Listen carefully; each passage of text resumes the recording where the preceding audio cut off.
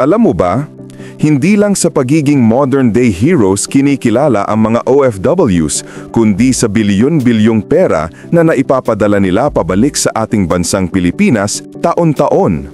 Mula sa mga seafarers na naglalayag sa iba't ibang bahagi ng mundo hanggang sa land-based workers na nagtatrabaho abroad, sila ang patuloy na nagpapasok ng malaking halaga sa ating ekonomiya.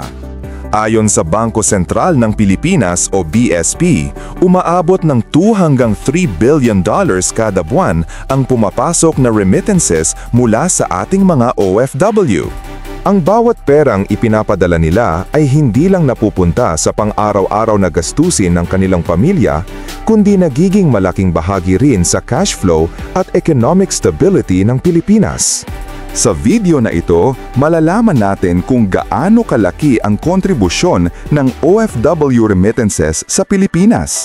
Pero bago yan, huwag kalimutang mag-like, comment at subscribe for more contents like this. Let's get started! Alam mo ba kung bakit sobrang halaga ng remittances? Kapag pumapasok ang mga perang ito, nadadagdagan ang dollar reserves ng Pilipinas. Kapag malakas ang reserves, mas matatag din ang piso kumpara sa dollar. At kapag matatag ang piso, mas kontrolado ang presyo ng mga bilihin sa merkado. Kaya kahit simpleng padala ng isang OFW sa pamilya niya, may epekto ito sa presyo ng bigas o pamasahe na binabayaran ng lahat ng Pilipino. Ayon pa sa datos, halos 9% ng kabuuang ekonomiya ng Pilipinas o GDP ay ambag ng OFW remittances. Sa madaling salita, kung wala ang remittances, babagsak ng malaki ang takbo ng ekonomiya ng ating bansa. July 2024. Nakapagdagdag ang mga OFW ng 172 billion pesos sa ating bansa. Ang 141 billion pesos ay galing sa land-based workers at ang 32 billion pesos naman ay mula sa sea-based workers. Alam mo ba, ngayong buwan ng July 2024, may naging malaking deal ang Cebu Pacific. Bumili sila ng 152 Airbus planes sa halagang 1.4 trillion pesos. Isa ito sa pinakamalaking aircraft order sa kasaysayan ng Philippine Aviation. August 2024. Nakapagdagdag ang mga OFW ng 162 billion pesos sa ating bansa. Ang 128 billion pesos ay galing sa land-based workers at ang 34 billion pesos naman ay mula sa sea-based workers. Alam mo ba, sa buwan ng August, mas mababa ng kaunti ang remittances kumpara ng July dahil tapos na ang back-to-school season. Pero steady pa rin ito para sa pang-araw-araw na gastusin ng mga pamilya. September 2024. Nakapagdagdag ang mga OFW ng 169 billion pesos sa ating bansa. Ang 134 billion pesos ay galing sa land-based workers at ang 34 billion pesos naman ay mula sa sea-based workers. Alam mo ba? Pagdating ng bare months, tumataas ang gastos ng mga pamilya sa Pinas. Kaya't September pa lang, marami ng OFWs ang nagsisimulang magpadala ng mas malaki para sa holiday preparations. October 2024. Nakapagdagdag ang mga OFW ng 172 billion pesos sa ating bansa. Ang 139 billion pesos ay galing sa land-based workers at ang 34 billion pesos naman ay mula sa sea-based workers. Alam mo ba? Oktubre is usually a steady month sa remittances, pero nagsisimula ng dumami ang padala habang papalapit ang Pasko. November 2024. Nakapagdagdag ang OFW ng 157 billion pesos sa ating bansa. Ang 124 billion pesos ay galing sa land-based workers at ang 33 billion pesos naman ay mula sa sea-based workers. Alam mo ba? Tuwing Nobyembre, bumababa ng kaunti ang remittances dahil naghahanda ang mga OFW na magpadala ng mas malaki sa Disyembre para sa Pasko at Bagong Taon. December 2024. Nakapagdagdag ang mga OFW ng 189 billion pesos sa ating bansa. Ang 152 billion pesos ay galing sa land-based workers at ang 37 billion pesos naman ay mula sa sea-based workers. Alam mo ba? Disyembre ang pinakamataas kada taon kasi ito ang buwan ng Pasko. Maraming OFW ang nagpapadala ng malaking halaga para sa Noche Buena, regalo at pamasko. January 2025. Nakapagdagdag ang OFW ng 164 billion pesos sa ating bansa. Ang 130 billion pesos ay galing sa land-based workers at ang 33 billion pesos naman ay mula sa sea-based workers. Alam mo ba? Tuwing Enero, libo-libong deboto ang lumalahok sa Feast of the Black Nazarene sa Quiapo. Isa ito sa pinakamalaking religious gathering sa bansa at marami sa mga pamilyang galing sa OFW remittances ang nakakapaghanda para sa okasyong ito. February 2025. Nakapagdagdag ang OFW ng 152 billion pesos sa ating bansa.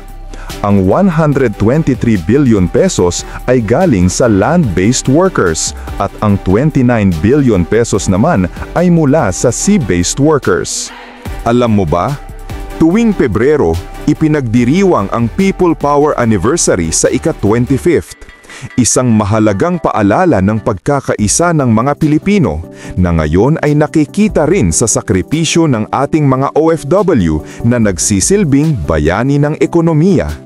March 2025. Nakapagdagdag ang mga OFW ng 157 billion pesos sa ating bansa.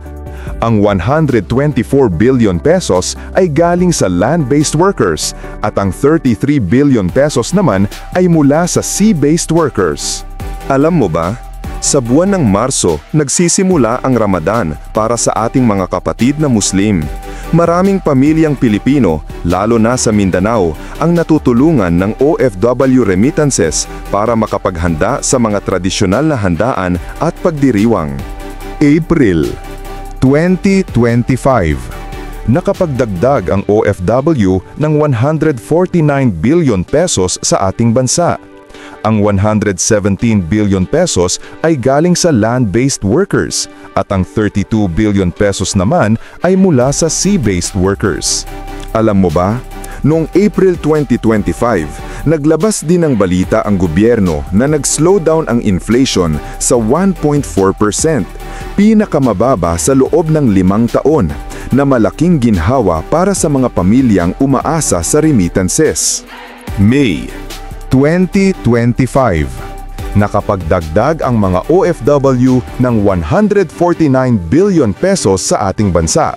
Ang 119 billion pesos ay galing sa land-based workers at ang 30 billion pesos naman ay mula sa sea-based workers. Alam mo ba? Noong May 2025, tumaas ang Net Foreign Direct Investment o FDI ng 21.3% year-on-year na nagpapakita ng tiwala ng mga dayuhang mamumuhunan sa ekonomiya ng Pilipinas. June 2025. Nakapagdagdag ang mga OFW ng 168 billion pesos sa ating bansa. Ang 136 billion pesos ay galing sa land-based workers at ang 31 billion pesos naman ay mula sa sea-based workers. Alam mo ba? Ngayong buwan na ito, ni-review ng gobyerno ang growth target ng bansa mula 6 to 8% pababa sa 5.5 to 6.5% dahil sa global uncertainties. July 2025. Nakapagdagdag ang mga OFW ng 178 billion pesos sa ating bansa. Ang 145 billion pesos ay galing sa land-based workers at ang 33 billion pesos naman ay mula sa sea-based workers.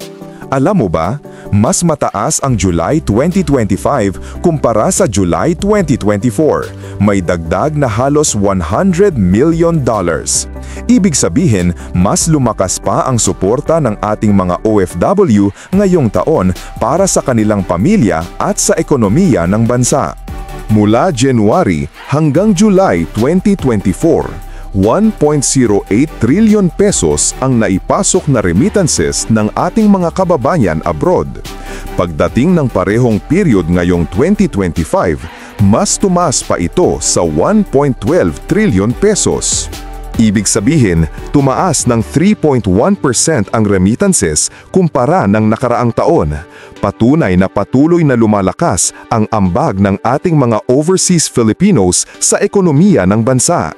At ayan na nga, the power of OFW remittances, the impact of OFWs on the Philippines. Iba't iba man ang pinagmumula ng kanilang padala, land-based man o sea-based, iisa lang ang pinapakita ng datos na ito. Malaking bahagi ng ekonomiya ng bansa ay galing mismo sa sakripisyo ng ating mga kababayan abroad. Ikaw, kabida, anong masasabi mo? Ramdam mo rin ba ang tulong ng remittances sa pamilya mo? At sa tingin mo, paano pa mas mapapakinabangan ng bansa ang perang pumapasok mula sa ating mga modern-day heroes? Nakaka-inspire isipin na bawat dollar na pinapadala ng OFW ay hindi lang basta pera, kundi simbolo ng pagmamahal, sakripisyo at pag-asa para sa kanilang mga mahal sa buhay at para na rin sa buong bayan. Kaya, saludo tayo sa lahat ng OFWs, ang mga bagong bayani na patuloy na nagpapatibay sa ekonomiya ng Pilipinas. Maraming salamat sa panonood.